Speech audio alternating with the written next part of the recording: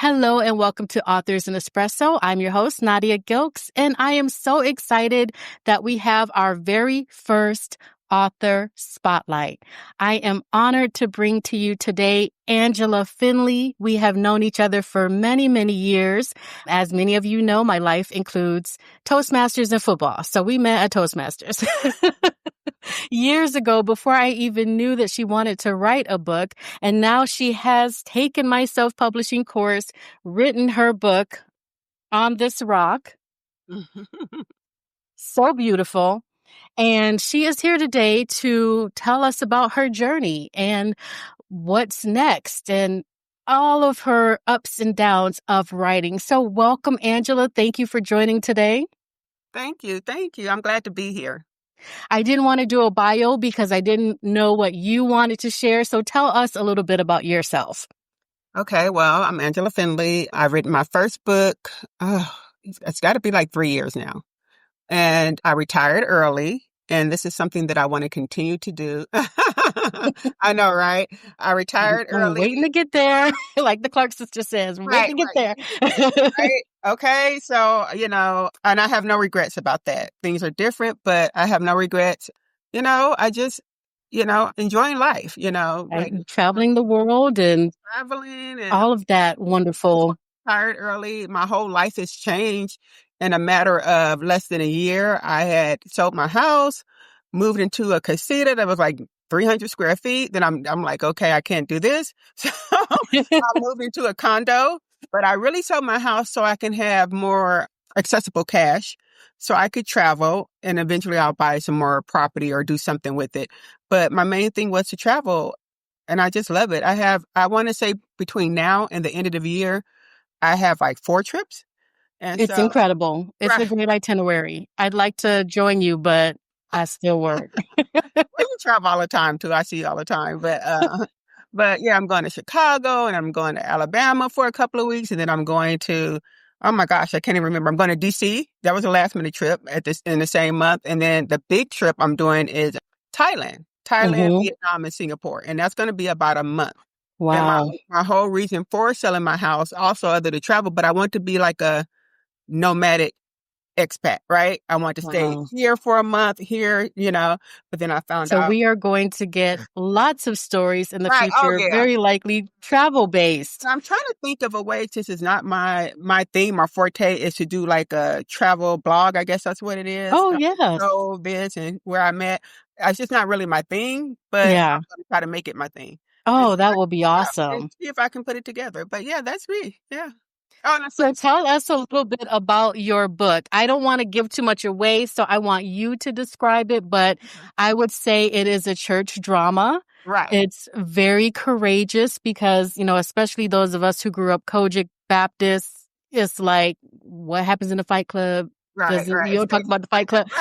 We don't talk about the things behind the scenes. And I love this book. It's a cliffhanger, so I know there's got to be a second one in the wings. But give us a little overview of your book.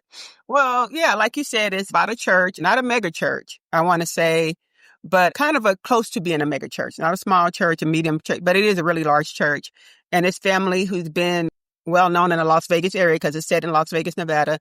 They're well known in the community, and Pastor Dan and Pastor Barbara, they're the pastors of the church, and they have 3 kids, a set of twins and a youngest daughter. And really, even though they're pastors and it's kind of set like background at the church, there's not really a lot of parts in the book where they're in church. Right. So people are like, I don't want to see this, I don't want to they're always in church and this. Of course, because their pastor's church is mentioned, but it really was kind of going like outside of the church realm, kind of like you said, you grow up a certain way, and until you're grown, you don't know what really happens behind the scenes in church. Yes, this is, you have your members, but then you have the conversations going on and the admin behind the back, and then you have what's going on in the house, and then you got the church mother trying to... Right, and I do. But I grew up Baptist, and we always had the church mother and gave respect. Most churches now, a lot of churches, especially for Black people now, are non-denominational. But we still grew up, we still have that, Baptist thing in us, especially people in Kojic. They have that Kojic thing about them, you realize every so often. And it kind of is like what people say, do as I say, not as I do, right? How the pastors preach that. And that's just a background into this story. So you can only imagine, like, this pastor, he's preaching one word and he's living another one. And his wife is trying to, reconcile that, but it really focuses on their youngest daughter. Yeah. And things happen with her that could bring down not only her family, but the church in whole. And so it's how they handle that, how they handle this so-called rumor or the things that their kids do, mainly the youngest daughter who's spoiled, because she was a lot. She was a lot. And I don't know if I even told you this, but when I read the book, I was like, oh, I have a Kennedy in my family. Oh, I have a Destiny in my family. They are not like your characters, thank God. But people always kind of connect. You see something and you're like, oh, I have a person with that name in my family, and you automatically you're all in. And then I was like, oh, okay, well, this is not my family, but I'm enjoying the ride. And, their youngest daughter, Destiny, who's in a book, she's getting ready to turn 16, or she turned 16 in the book. She grew up kind of spoiled because the family started getting money and started becoming a bigger church as she was younger. The older two kids, the twins, they're not like her because they had their family around more. But Dan and Barbara kind of realized, we kind of sheltered her, babied her, and spoiled her. And it kind of happens right off. Like, you can see her spoiled attitude. You kind of end up not liking her first. But that's hard to undo when you make that realization as a parent when they're already a teenager. Right. And they already have their freedom and their set of friends that are influencing them. Right. And anybody who has siblings, right? The older siblings, well, we couldn't do this. We couldn't do that, whatever. And the baby gets to get away with everything. I think the parents. I'm sure my brothers feel that way about me. Right. Not only I have 4 much older brothers and then the only girl. And oh, wow. Oh, I can only imagine. But also, I'm the only one raised in a divorced household where they had both parents. Not that was a gift, but yeah. So the dynamics definitely change with where you fall in the lineup. Right, because parents, and then they get tired when they were so strict. You see the commercials when when they have a baby, they don't want the baby crawling on the floor, or they don't want this. And then by their third child, it's like, hey, as long as they're alive, I'm good. Right. Now, I would love to know, because this can be so controversial and something that people don't want brought to light, because it is a reality in many churches. What's been your feedback from the book? Everyone just really likes it. They enjoy it. I think they can relate to it. It's a very, very easy read. So it's not so complicated that you can't keep up with this or that person. Right. But they enjoy it. And they always say something about Destiny and Genesis, who is Genesis has kind of grew up as Destiny's best friend, even though she's several years older than Destiny. Yeah. And that's the real kind of villain in the story, right? Genesis. So they're like, oh, this Genesis person, and I know a person like this, and she is something else or whatever, because they talk to you like they're real people, right? Yes. Only because you probably heard about people like that, or you seen people like that, or people like that, right? So that's the feedback that I get. And then, of course, like you said, it's a cliffhanger, and they've been getting on me. Okay, it's like, when's the next book? Like, how much? Yeah, like you said, it's been about 3 years now, and you are retired now. Right. And it's like, what else are you doing? Stop trying to have a job. This is your job. Right. So like, okay, I'm going to get to it. But, there's been ups and downs with that also, which I'll get into later. But yeah, so that's like, when is the next book? And so I totally understand, because I love this TV show, The Gilded Age. And I haven't watched that one. Oh, yeah, it's The Gilded Age. I think it's on, I want to say, HBO Max. Okay. And then there's another one, like Bridgerton. Okay. And there's another one that I love. Oh, gosh, I can't think of it. About the strippers. Pink. They are the Pink. I can't think of the name of this TV show, but we've been waiting for like a year and a half. Like, when are y'all going to put out the new season, right? Oh, you're like, oh, they paused it, so I can pause too. Right. So I understand how people are feeling like, why are y'all waiting a year and a half to give me the next part of this TV show? Or, and even The Gilded Age, they say, oh, it's going to be about 17 months before they come out with the next season. I'm like, what are y'all doing now? Do something. So I understand from that point. I'm like, okay, it does get done. Actually, the book is basically finished. I just edited. Yeah, it's basically, and it took me a while to get there. Yeah, it took. Well, let's talk about the writing journey, because so many people have a story on their heart and they hit a roadblock. They're not sure. I can't write a book. I don't have it in me. Whatever. So what was your writing journey like? Well, I've always said I wanted to write a book, right? People's like, oh, I'm gonna write a book. I'm gonna write a book, right? So, but what do you want to write about, right? What do you Mm-hmm. want to, what's going to be your area? Why are you writing this? Do you have a story to tell? And like, okay, I was like, well, I'm gonna write something about this, but it didn't feel, the other ideas I came up with, I was always stuck, right? I could never write, so with this book, it kind of flowed. I mean, and when I say it flowed, it flowed. And so I'm like, okay, this is where I'm at. And one thing about taking your class, and I have to let everybody know, who's listening to this podcast or watching it, Nadia had a writing class, and then she said it was going to be 8 hours, right? And I'm like, okay. And Was it 8? right? So it was like 8. I was like 6 or 8, but it was some hours. And so I'm like, okay, but then something was happening that weekend where I was the only one in her class. So I was just like, oh, we're probably going to be here for 3 hours, right? She's not, right? No, we stayed there the whole time, but I'm so grateful for that. It was so much information. And so, yeah, it kind of helped me. By the time I took your class, I was basically almost done with my book, but it kind of helped me focus like, okay, for the next book, what's next? Mm-hmm. So I really appreciate that, the guidance and everything. But yeah, that's been my flow. It kind of flowed. It really flowed when I was writing this book. And so that's how I knew I wanted to write it, because I would think of stuff. I was just thinking stuff when I was sleeping, right? Yeah. I'm like, oh, okay, this is going to be good, or this is going to be good. And one thing I can say is, like, at first, when I first got it published, because I self-published, I didn't read it. I didn't read it until I was ready to write the second part. So of Oh, course I wow. read over it, the draft and stuff before I sent it to the publisher, and I had other people read it and all this stuff. So, but I read it as I was kind of like looking to make edits, right? Because I didn't have an editor. And so I was like, I read it like that. But for me to sit down and open it and read it, I just did that when I started writing part 2. And I'm Oh, like, wow. okay. And so it's so funny because I wrote the book and I'm like, okay, so what's going to happen with this person? Right. No, I wrote the book. Why don't I know what happened? So I'm kind of the same way because, I read mine over and over and over again during the editing process. But once it was printed, I right. never read it because I'm like, Yeah. if I find a mistake, I'm going to lose it. But of And course, yeah, I'm going to have to read it again yeah, to let's talk see if about there will be a part 2.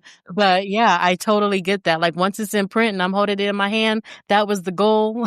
it. Right. And it's And so I'm funny so because excited about that. right, you'll see actors who say, I never watched that. I never Hmm. watched the movie. I'm like, why are you not watching your movie you're in? Right. Yeah.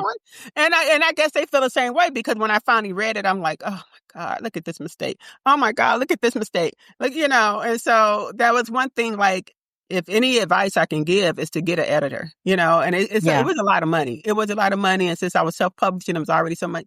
So I called myself getting editors from other people. When y'all Hmm. notice a mistake, and I gave the book to like 7 people to read, right, Hmm. before I actually published it. And I was like, if you notice a mistake, tell me, because I'm reading it and it's just flowing in my head. So I'm Right. not seeing that this needs a comma or this line doesn't make sense. I don't see Hmm. that because I know what I wrote. And Yeah. so if I can give anybody, just try to save up for the editor. And I was like, I read it. I'm like, I cringed, even though I thought it was really good. I'm like, oh God, did everybody Oh see no, that? it's so fabulous. I love it. I mean, from beginning to end, I think I read it in like 2 days. I mean, it Right, was right. literally like a page turner. So the self-publishing process, because I know you said there were some bumps in the road or whatever your process was. How was that? Like you're on Kindle, you're on Amazon Kindle, right? I am on Kindle. But Yes, I mean, and other platforms. So yes, what another was that platform. journey like getting your book from the editor to in people's hands? Right. So from when I did my edits and I did everything and I read it again, reading it as trying to do edits, not to just for casual reading. That part was, I went to Book Baby, and Book Baby Mhm. publishing. And so they don't make any corrections or anything unless you pay for that. Again, that's very expensive. And Mhm. so when you're already talking about, I'm spending money to do this and do that, but I always thought it was worth it, I would just advise everybody to do that. Book Baby gave me a hard time. I had somebody try to do like a bookmark, because you can get bookmarks with your, when I had my launch of the book, you get Mhm. bookmarks with your books you order. And And I it kept love saying, yours. They're middle, like yeah. so high quality. I don't know where you got them from, but amazing. Actually, my niece did that. Oh, because Book wow. Baby gave me such a hard time. It's like, we can't open, and I had like a professional designer to, design my cover. And it's Hmm. like, oh, we can't open, like, this is not working. And she changed it 1,000 times. It's like, no, this is not working. So that part, like going through their guidelines to get everything to fit or whatever. So to me, they're just publishing it because they're not really going to help you. I mean, they will, but that's a much higher package Yes. deal, you know. Everything they do is a la carte. Yeah. So, And so yeah. I don't know. I'm have to research. I don't know if I want to stay with them or Hmm. research a new publishing organization. I don't know right Yeah. now because right now, to go back to the editing, my mom said I will pay for the editor. So next time Oh, it's going. I was like, okay, great, right? that was sweet. And did Yeah. you go through a company or did you find an individual online that just does that service? No, I didn't find anyone, like I said, and so that's why it was so many mistakes. So when Oh, okay. yeah, I didn't feel like there were a lot of mistakes, though. I didn't feel like yeah, there was nothing glaring to me. and it It was, all flowed well. I felt like, we always our worst critic, right? true. Yeah. Because I'm like, I felt like it was very well done. Right, So, right, yeah. And I read my review. I have like maybe 4 or 5 reviews, and I read one review. And they say I love the book, but it's too many typos. And I'm like, I didn't but see that. it's Well, I was so into the story right, right. that So because I have an eagle eye. I love editing. It's the weirdest thing. I don't do it professionally, but I love it. And anytime I read anything, I'm catching 1,000 things. But I was so into your story that nothing jumped out at me. yeah, Maybe one or two, but yeah. yeah, it wasn't anything that I've read some books where I'm like, ooh, they should have, whatever. But this wasn't one of them. And Yours one was thing great. that I was kind of confused on, which I really didn't research when they published it, they did it for Kindle and they did it for Amazon. You can purchase on Amazon, correct? But everybody's like, is this an ebook? And I'm like, is that since I'm not a tech person, that's different from the Kindle. They're like, well, yeah, people buy ebooks now. Me, I'm a book in hand. Like I listen to audiobooks, right? Especially when I'm working out or whatever. But Hmm. I'm like otherwise, I'm not going to read a book on a screen. It's just me. I want a book. Yeah. And I'm like, no, like, but I don't know if Book Baby offered me that. I don't know if I they can't remember. I'll have to look at their package again. And I will try to get someone from Book Baby on here. I actually at last week's Toastmasters convention, they had a booth, which was the first time they'd had a booth at the convention. And I thought that was just such a great connection because so many of us end up being authors. So I know they have different packages, and I will reach out and try to get someone on here to just kind of go through that because I didn't use them because by the time I found out about them, I had already chosen and spent the money myself doing everything wrong, making the mistakes, and I had already made decisions. Oh, So I'm okay. like, I don't need you to do a book cover now. I got it. I don't need you to edit now. I got it. But for a one-stop shop, I do love them, but I do think it works better when you're getting them at the beginning of the process Right. because you can't just get a package and it can be a one-stop shop. But if you're trying to like, oh, I already did this, I only need this, then it Oh, gets a okay. little, Yeah, you well, you know, know what? That's that was great. And I did notice that, but like you said, I already had somebody who was working on my cover, right? yeah, When I was doing this and I loved her. And I'm like, okay, I like this. yeah. So And yeah, that's like one of the biggest expenses aside from right. editing. So it's like once you got that in the bag, you're like, well, come down off your package because I don't need your book, your book drawer. But next time, if I do go with them again, which I probably, since they did my first one, I'm just going to have to splurge and make it work to get everything that they offer. Hmm. I just feel like it would be a better product at the end. Everything would be cohesive at that part. Yeah. So that was a publishing part, like things I didn't know. And I'm like, I thought I could just send them the book and like, hey, publish it. Right. you know, So there's like other things, but it's always been a learning thing. And your first one is. Your Yeah. first one will be a learning curve regardless of how you do it. Right. Yeah. And so with that was pretty easy. And then it was so exciting to actually see, like it didn't sell 1,000,000 copies. And that's another thing I'll work on too next time is advertising. Hmm. So it didn't sell 1,000,000 copies, but it sold enough. So of course your family and friends gonna buy it, right? Yes.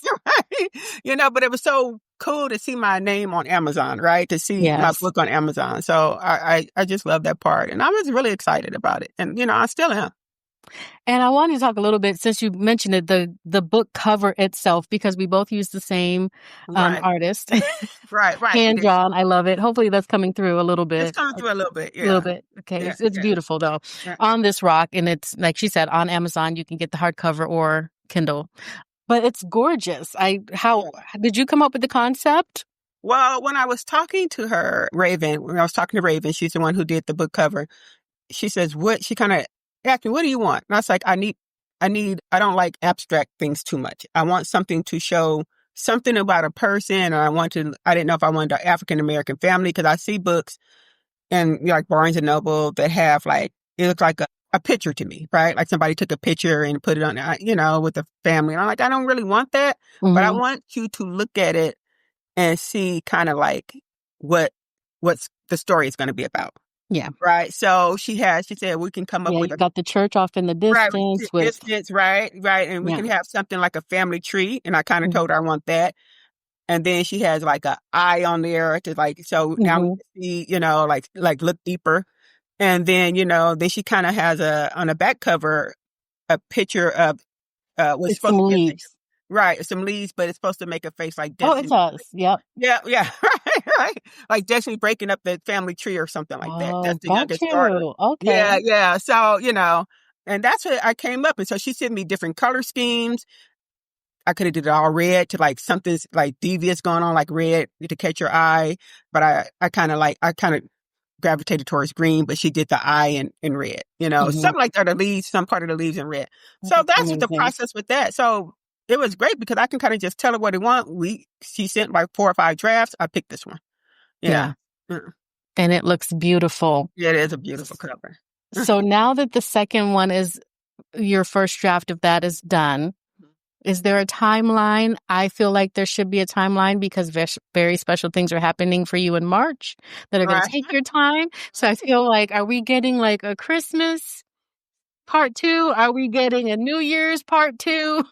Because I feel like if we don't get something by March, we won't see a book. And you can tell people what's happening in March if you want to. But my goal right now, my goal at this point, because I'm traveling so much, and I'm going to go through the process of getting an editor after I get it, when I read through it to see if there's any changes I want to make, is to get it done by February, because I am going to be busy in March. And so that's why, Are we announcing what's happening, or we're not announcing what's happening? Oh, yeah, I'm having a grandbaby. Look, we can tell the world. Right? Very first grandchild is coming in March. That's why I said if we don't get it by March, we might not get a book anytime soon. Yeah, I know. Like, and plus I'm working. Look, I just started to learn how to crochet. I wanted to be the one that chose the baby's first blanket. So like I'm taking a crochet class now. So yeah, there's so many things going on in my life. And I'm like, I'm the busiest unemployed person there is, right? I don't know. That's how it works. That's how it works. Yeah, so that part, the book, like I said, is done.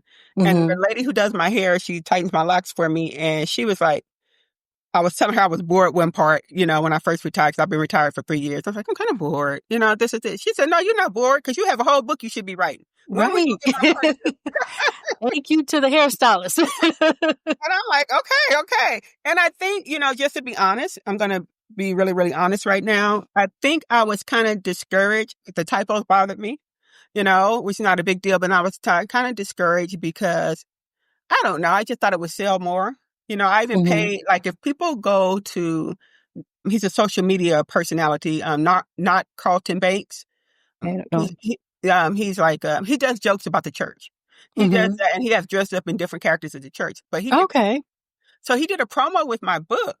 And, wow. Right. And so he had the 3 of these church members, and he plays all 3 church members.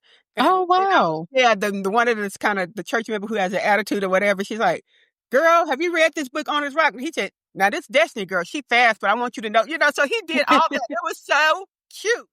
You have to keep sharing it because, times, algorithms, all of that. Right. So I was just wanting to sell more. I wanted to make enough money so I can go ahead and get the best package I can for the next, so the next one, like I said, it is finished. It is almost 3 years later, but it is finished. So now I'm just going through like, okay, Angela, go through this and go ahead and get started, right? Just go through this and go ahead and get started. So I was discouraged a little bit, but then everybody's like, you wrote a book. Right. A lot of people can say they want to write a book, but you wrote a book. You had it published. And I'm like, okay. Like I said before, we're always our worst critic. We just are, And I tell people all the time who go down this journey, writing a book actually is not the hardest part. It is the marketing. You have to consistently market so that people consistently know your book is out there and purchase it. And so I don't know if it's because it is a church-based book, if you've reached out to various churches, because of course there's endless churches in the U.S. and beyond, just reaching out to different ministers or even different funeral directors to just see if it's something that they want to promote or take an interest in. Maybe this could be a part of a book club at a church. You know, you have to kind of find your pocket and continue to advertise to them, and then maybe even have speaking engagements. And then while we're here, I will say to our listening audience, the Amazon reviews really do mean so much. If you read the book and you like the book, please send a review, because Amazon has their own algorithm. And so the more popular your book is, the more reviews you get, then they will give you different marketing packages within Amazon, or you have access to different either Kindle Unlimited or, you know, however you want to market your book. So something easy is just to leave a review, or if you see someone post something about their work on social media, share it. It doesn't cost anything to share an advertisement. So we really have to push our marketing efforts, because that's to me, that's the hardest part. Right. I so agree. And the church thing, we say, take it to church. And so I was kind of nervous about that. I thought about that. And I'm like, are they going to be like, well, see, that's the courageous part, because I'm like, it takes a lot of courage to write a church drama like that. But now you got to stand on this rock and promote it because that's your target market. You know, then the church congregations can be so critical. So because I'm like, even if the church pastors or something, like, oh yeah, you know, you're a church member, and they're like, well, why would you promote a book like that when it's got this in it, or when it's got that in it, or it has one cuss word in it? You know, why would you promote this to church? You know, so that was my only reason. I had thought about the churches like first off, but that's my only reason. I'm like, they're probably not going to want to do it because it's not like a holier than thou book, you know. You know, I think in this day and age, I think you will be surprised. They're not all going to tell you no.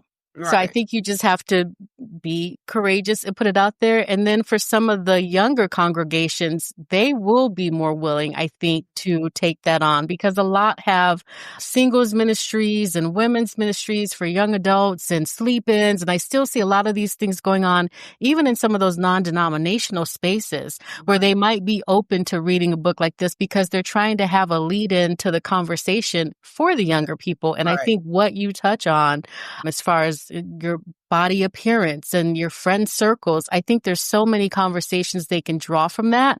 And this is a language that a young person is going to understand. So I think you have to just kind of put yourself out there and just see. They're not if the church mother's like 92 and the pastor's 70, they might be a little resistant. If the pastor is 50 and under, you might get somewhere with that. That's true. I never thought about that. Thank you. I never thought about that. And I would just like package this up, have a nice little note in it, say I would even be willing to come and give a speech to the young adults about this book, or do a book reading, or have a little book club session, and start that lead into some of the conversations. Because if they're trying to get a younger audience, and I think so many are, then they have to start having these conversations that real life young adults are going through.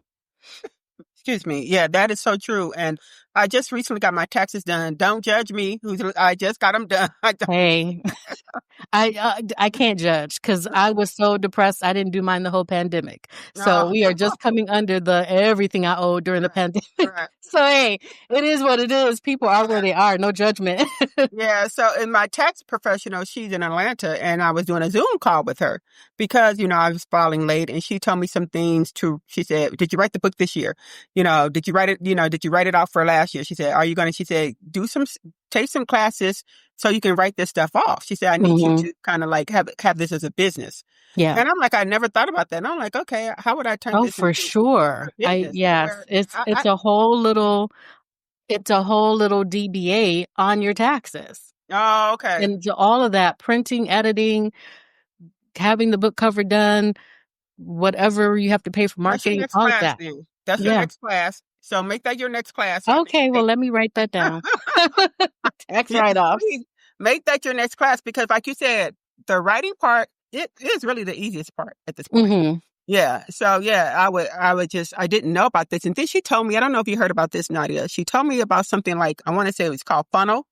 Like you give people like 5 pages, and then make them pay for the other ones, and eventually they're just going to want to buy the whole book. And so I'm trying to figure out, how do you do that? She just gave me the idea, and I'm like, I have to research how I do that. Yeah, there's so many different ways to market, and you can put things on Substack, and you can put things on Medium, and you can write short stories and have subscribers and say, oh, the next book is coming. Here's chapter 1 for my special subscriber. There's so many ways to market, and I haven't put myself in all these different avenues because it's so much to keep up with. And I'm still working, unfortunately. Like, I'm not retired yet, but yeah, there's definitely a lot out there. So you research, I'll research. Maybe I'll put a little one sheet together on different ways that authors can continue. But I think going to your target market is really the best thing. There are endless churches, even just here in Las Vegas.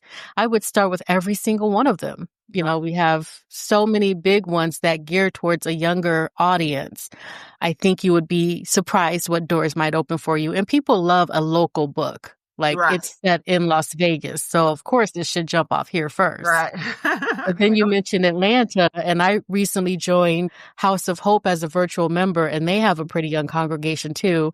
And their Pastor Smith is very young. I think he's maybe in his 50s, and I could definitely see this being something that he might be interested in. So yeah, just keep putting it out there. Oh yeah. Thank you so much. Because I need all the advice, because again, writing is the easiest part, but I don't know about all these other things. Right? I'm like, she said a funnel, and I'm like, I've never heard of that. Never. Yeah. And I'm like, but it made so much sense, because I can see myself reading 3 pages of somebody's book, and I'm like, okay, what happened? Let me go ahead and pay this $2 and get the other 2. Then I'm like, let me just buy the book.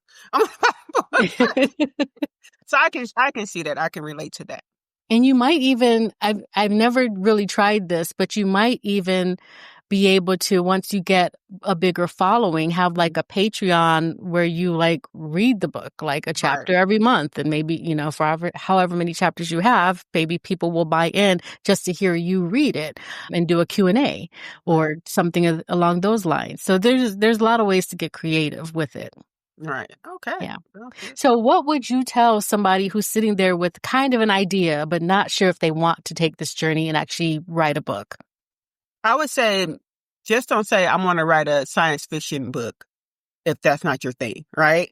If that's not your thing, because now you got to research stuff, and then you don't know, write something that you know about. You don't have to know everything. You're going to have to redo some kind of research, even if it's just small, even if it's something you totally know about, you may not know this little aspect, right? So I would say, find something that flows, because if you have to struggle too hard, I want to write about people living on the beach. But I've never, been to the beach, or, I've never even known someone living on the beach, and you don't know anything. Then you have to do that. And it's like, you know what? I'm not a really beach person, but I know people love water. You can't that's not going to work for you, especially if you're not a beach person. So that's what I said, like, I grew up in a church, right? And so I see things so different from where church used to be to where things are now. Oh, gosh. Yeah. Right. So, yep.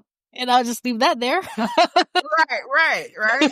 And the thing with this is, like, with social media, we get to see so many like church pastors who are basically doing things they're not supposed to do, being kind of hypocritical because we got social media.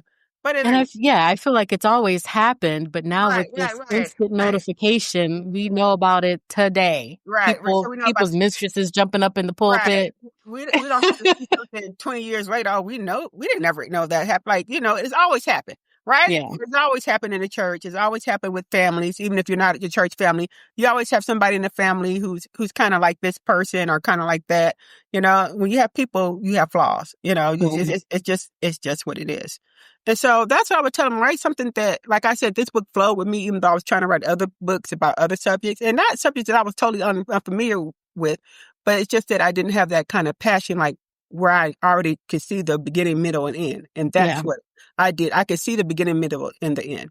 So if you have something in mind that you can see that and you want to follow it through, that's great. I was still working when I wrote this book, but I took every chance I got to do this book. Every chance, every break I had, because I love that. I was going to ask too, what was your process as far as, did you just come home every night, or were you doing on your lunch break, or wake up early? What was your...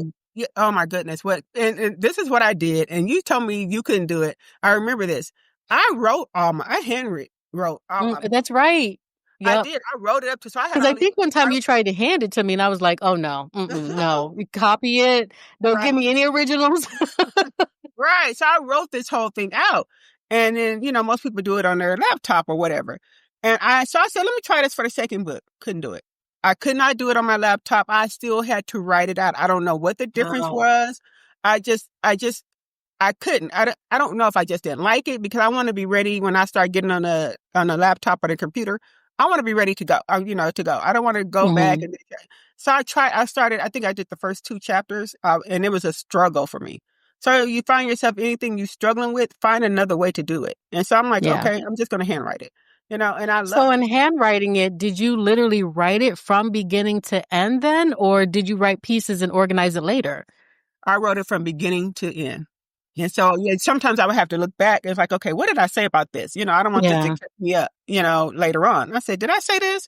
I say, what did I say? Because especially if it wasn't a main character, what did Mhm. I say she came in at? So like Oh, that. So, that is incredible. yeah, so I just had to handwrite it. I was comfortable with that, and And so, then you just went and typed it up yeah, once it right, was finished. right, Okay, so right. that's another And one thing, aspect. yeah, and one thing about handwriting, I know probably nobody would do except me. But one thing about handwriting, I can take my spiral notebook with me.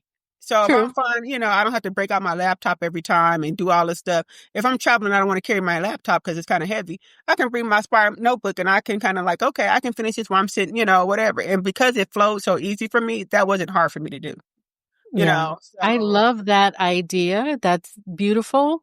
I would just add a little tidbit for the listener. If you do that, just take some pictures of your pages as you go. Because I would be heartbroken if you lost that notebook. Because I was halfway done writing my book and my laptop got stolen.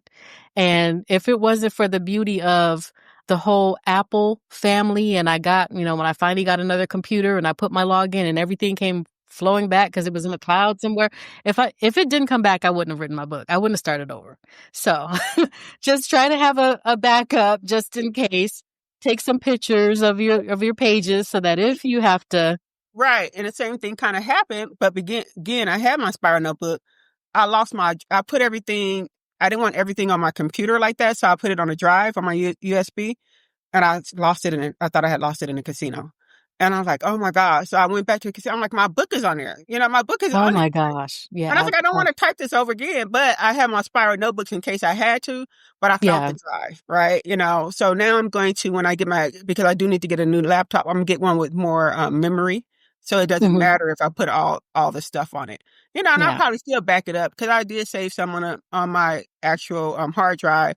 And then I'm just like that. I want to save it like 3 or 4 places, right? Just Yeah. because, Yeah. Just have a because of backup that. Yeah. because it's your baby. Yeah, I do.